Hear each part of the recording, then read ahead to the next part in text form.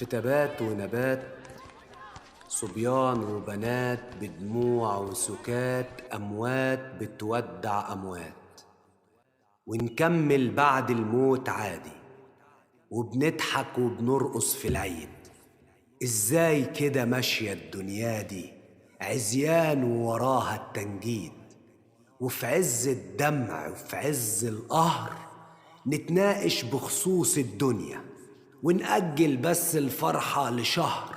واصحاب الميت زعلانة، وعيون الأهل الدبلانة، أطفال مش فاهمة وبتلعب، والدنيا بتطلب زنانة. حسابات قرارات علشان بكرة، وفي لحظة الأحداث للذكرى. ويومين ونلملم في عزانة، ونجهز أوراق التركة. العزا كان قاصر طولناه، والنعش اتلم ورجعناه، وطلع جواه يجي كام ميت. والناس بتروح لبيوتها، ويسافر كل اللي مبيت. والحزن الفترة بيكسي الدار، والكلمة بتخرج باستحياء. بتشوف الصورة خراب في عمار، والصريخ امبارح صار أشلاء، والناتج صمت وحطام وفصام وحلال وحرام. بتعود المية لمجاريها، سبحان الله. نارنا الأيدة ربنا ببساطة بيطفيها. الموت فيه حكمة وتأويل، الموت له معنى غير المعروف. الموت في حقيقته رسالة، دليل بتغمض علشان هتشوف. احنا في غيبوبة وصحيين، بنحب في ناس مش باقيين، وبندفن الناس ونودعهم، وساعات ونكفن تانيين. والدور هيصيبك هيصيبك، ولا أي مفر من التربة. هتموت وهينسى اللي حبيبك ده زبادي، فانفخ في الشوربة.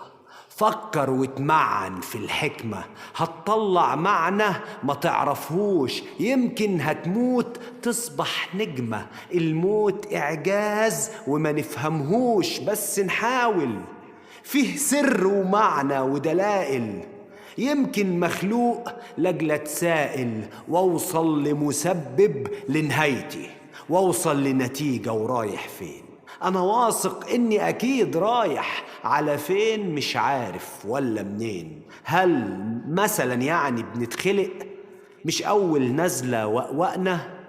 النزلة التانية بنتولد بنوقوق بردك بغبائنا، ولا دي مشاعرنا وفطرتها طردتك الدنيا وحبتها؟ ولا احنا تعودنا بنمسك في حاجات ولا نعرف اخرتها؟ الموت سحاب وفي بعده حساب. انا واثق جدا مش ممكن هتعدي الدنيا ونبقى غياب، ومفيش رجعة.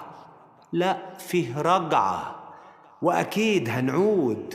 ومسيرك بعد ما هتموت هتقابل كل اللي فاتونا. العالم مش سهل لدرجة هنموت من غير ما يراجعونا، ويشوفوا عملنا ازاي أو ليه. أنا قلت أفكر وياكم، واوصل أو أحاول أعرف إيه. لو عندك معلومة ساعدني، فكر ويايا ورد بصوت. ازاي الواحد بيكمل وبتمشي حياته في وسط الموت؟